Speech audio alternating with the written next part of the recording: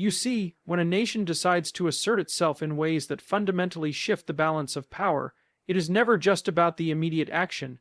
It is about the deeper psychological, cultural, and technological forces that make such a move possible. Now, imagine this. India, long perceived as a developing power, often underestimated in global strategic terms, deploys an artificial intelligence-driven defense system capable of blocking U.S. satellites. That isn't merely a technological breakthrough, it's a civilizational declaration. It signals that the rules we thought governed international order, the structures we assumed were fixed, are in fact far more fragile than we believed. And if AI can be weaponized in such a way, then the very scaffolding of global security, our communications, our surveillance, our sense of certainty, is under threat.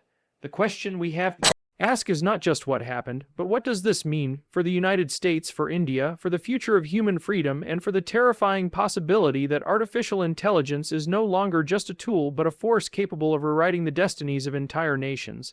When we speak about artificial intelligence as a strategic weapon, we are not simply describing another advance in military technology, like the replacement of a bow with a musket or the musket with a missile. This is not a linear upgrade. It is, instead, a transformation of the very substrate upon which strategy itself is built. Traditionally, power in international relations has been determined by three fundamental factors: territory, resources, and human capital. Nations fought wars over land, they competed for oil, they built industrial might through the mobilization of their populations. Artificial intelligence disrupts all three of these. It converts information, once intangible, once secondary, into the primary determinant of power. If you can predict faster than your opponent what they will do, if you can disrupt more precisely than they can respond the systems that give them their advantage, then you do not need to match them in tanks or troops. You can bypass those structures entirely. Now consider what it means when a nation like India deploys AI not in the commercial sphere, not in social media algorithms or financial markets, though those are already potent enough, but in defense, in the direct capacity to interfere with the satellites of the most technologically advanced military power on Earth. That is not merely a demonstration of clever coding. It is an announcement that the tools of prediction, surveillance, and disruption have moved into a new dimension. It means that artificial intelligence can operate at a scale and speed that human decision-making simply cannot match. A general or a politician deliberates in minutes or hours. AI operates in milliseconds. In that gap lies the collapse of conventional deterrence, because how do you deter an adversary who can outthink you before you even begin to think? This move signifies something else, too. It shows us that the weaponization of AI is not about hardware alone. It's not about who has more missiles or faster jets. It's about who has the deeper data, the more adaptable algorithms, the capacity to learn and to update in real time. That transforms warfare from an industrial contest into an informational one. In that sense, the battlefield ceases to be merely physical. It becomes cognitive, psychological, even philosophical. Because when your communications are blocked, your satellites blinded, your assumptions overturned, you are forced to question not just your strategies, but the very foundations of your security. And so, to describe AI as a strategic weapon is to acknowledge that it alters the logic of conflict itself. It compresses time, it decentralizes decision-making, and it forces nations to confront the possibility that their historical advantages, their vast militaries, their economic might, can be neutralized by code. This is not science fiction. It is an unfolding reality. And it is precisely this reality that India has signaled to the world, that the future of power will not be determined by who has the biggest guns, but by who controls the smartest minds and the smartest machines. When a nation like India takes a decisive action on the global stage, such as using artificial intelligence to block the satellites of a superpower, it is not simply a technological maneuver. It is an assertion of sovereignty, perhaps even a declaration of independence in the modern age. For centuries, India was viewed through the lens of colonial subjugation, then as a struggling democracy, and later as an emerging market with enormous potential but still tied, in many respects, to the structures and expectations established by the West. To assert sovereignty in the 21st century, however, does not mean merely governing one's internal affairs. It means possessing the capacity to resist external pressures, to act unilaterally, and to reshape the expectations of others.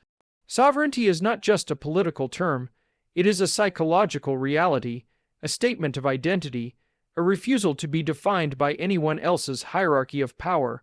By leveraging artificial intelligence in a way that directly challenges U.S. military and technological dominance, India is symbolically rejecting the role of a subordinate actor in world affairs. It is saying, in essence, we will not only participate in this global order, but we will alter its very structure. That is sovereignty in its purest and most radical form, the power to define your own reality rather than accepting one imposed from the outside. For decades, the narrative has been that the United States and its allies would lead in advanced defense technologies, while others would follow at a distance. But India's move disrupts that narrative. It demonstrates that sovereignty today is not secured by military size or economic scale alone, but by the capacity to innovate in domains that shape the future itself. Sovereignty of this kind is not only political, but civilizational. India, with its ancient philosophical traditions, its emphasis on the union of knowledge and discipline, and its vast human capital, is uniquely positioned to frame its rise not as imitation of Western power, but as a distinct expression of its own cultural strength. To take control of the most modern of tools, artificial intelligence, and to apply it in a way that commands global attention is to say, we are not merely a developing nation, not merely a partner, but a force whose choices carry consequences for everyone else. That is an assertion of sovereignty not through words, but through decisive technological action, and what is crucial here is the psychological effect. When a state demonstrates sovereignty in this fashion, it alters the perception of every other nation watching. Allies reconsider their strategies, adversaries reevaluate their assumptions, and even the dominant power, in this case, the United States, is forced to acknowledge that its control is not absolute. This is how sovereignty reshapes the world, not by permission, but by demonstration. India, in deploying AI as a defensive mechanism against the most powerful satellites on Earth, has not only protected its autonomy, it has proclaimed it. And that proclamation cannot easily be ignored, because once sovereignty is claimed in such a manner, it reverberates through the entire structure of international order.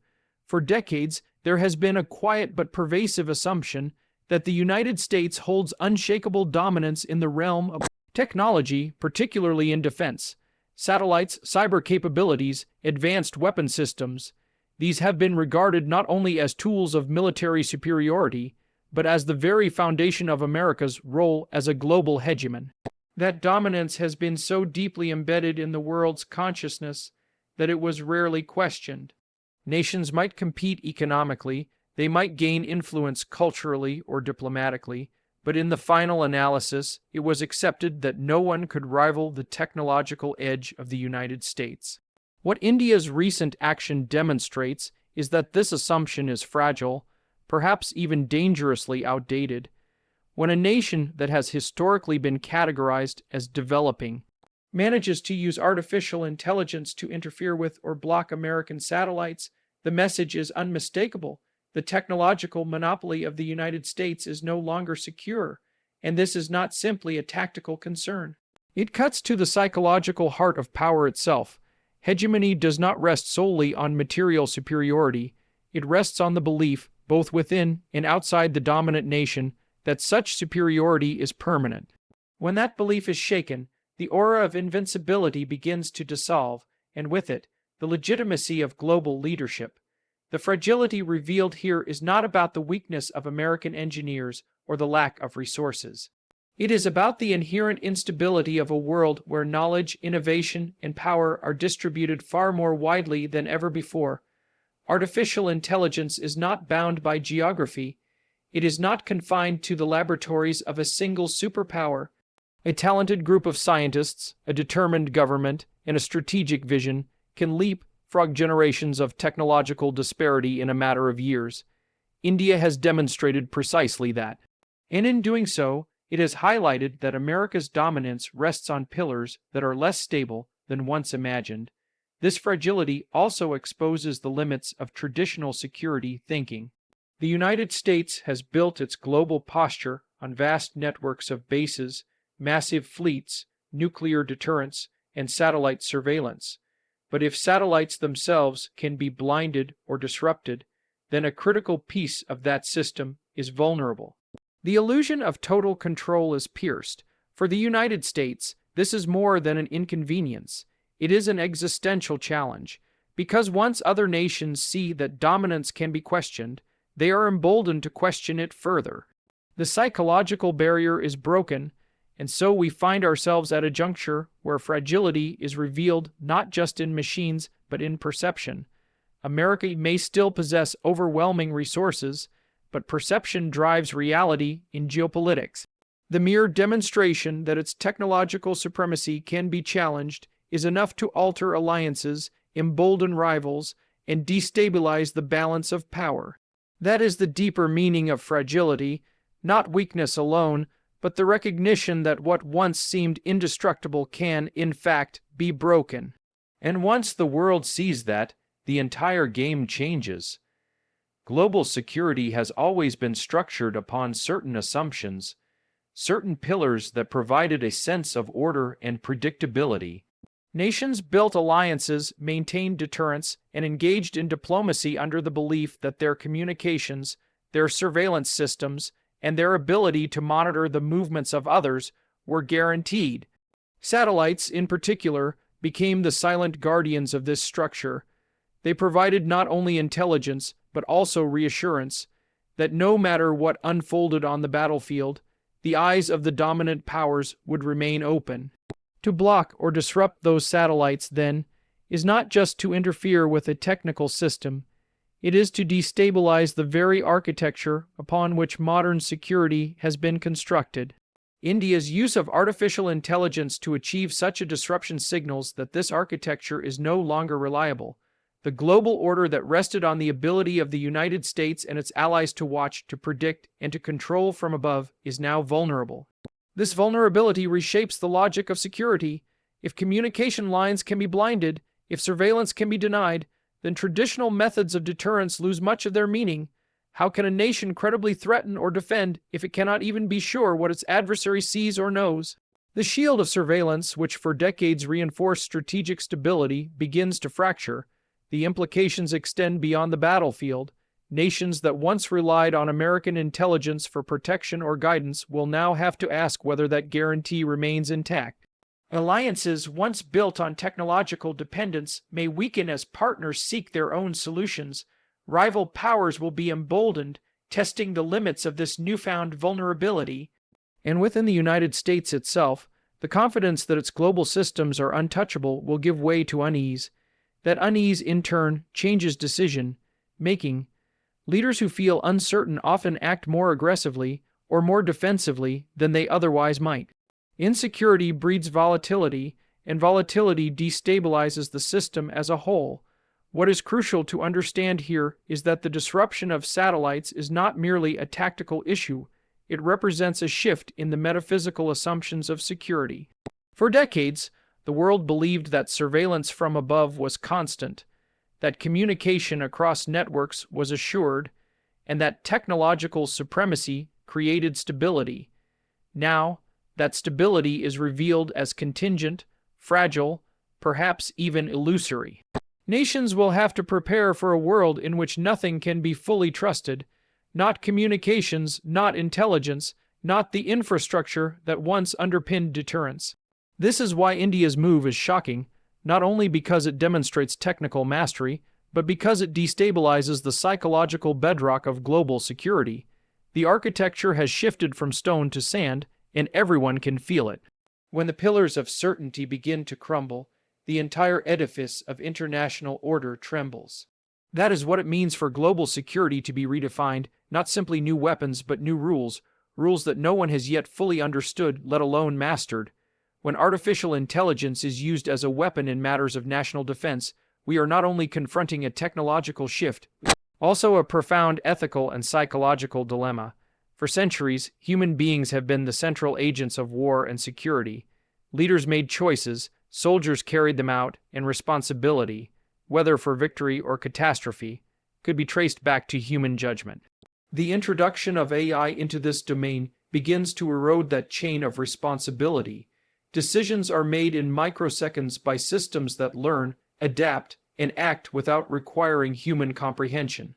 That raises the question, if machines are now capable of determining outcomes on the battlefield, where does moral responsibility lie? This dilemma is not hypothetical. Imagine a system that blocks a satellite, disrupts communications, and prevents an entire nation from seeing or knowing what is happening in real time. Such an act may prevent a war, or it may trigger one.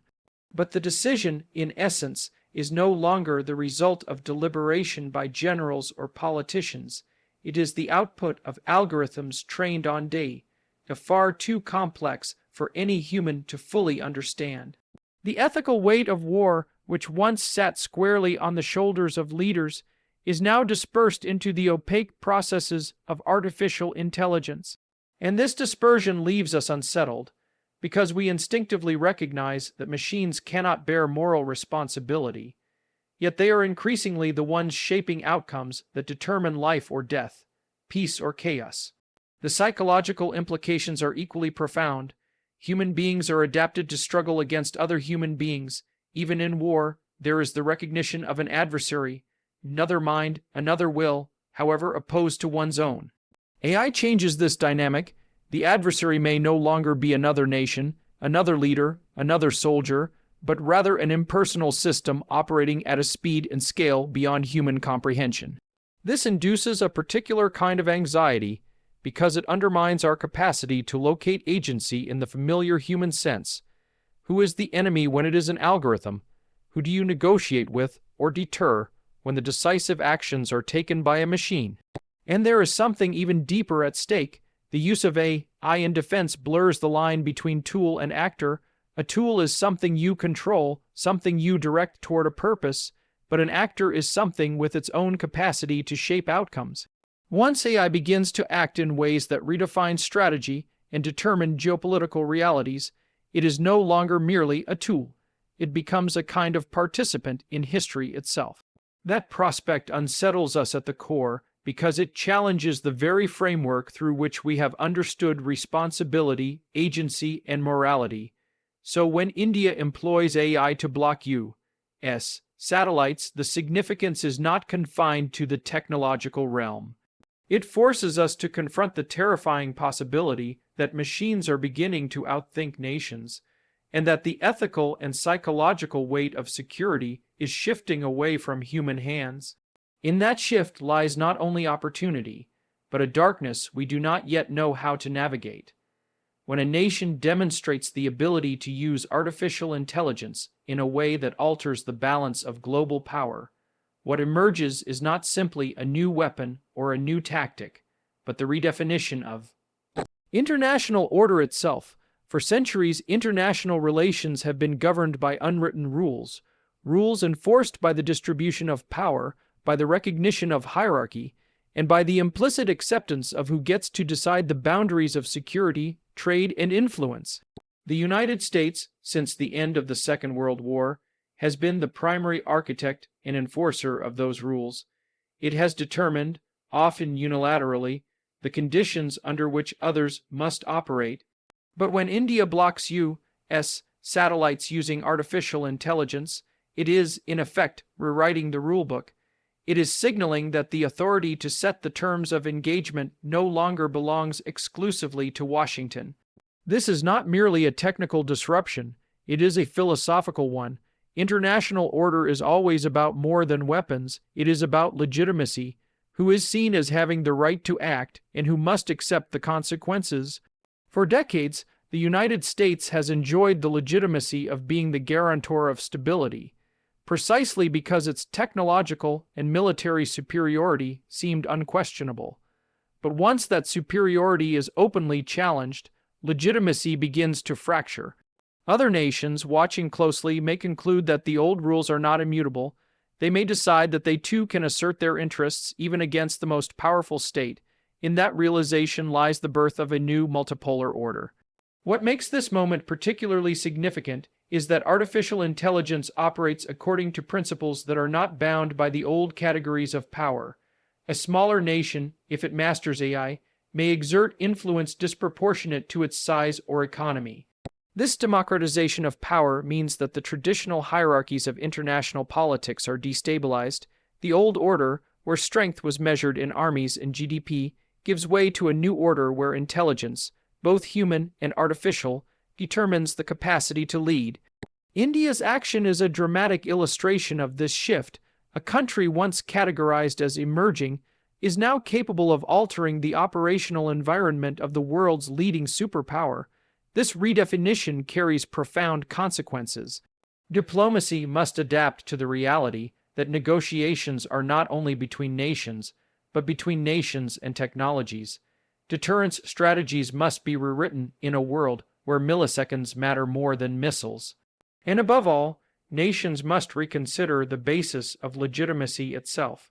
If the ability to set the rules derives not from tradition or historical dominance, but from mastery of innovation, then the future international order will be determined by those willing to harness intelligence, whether human or artificial, to its fullest potential.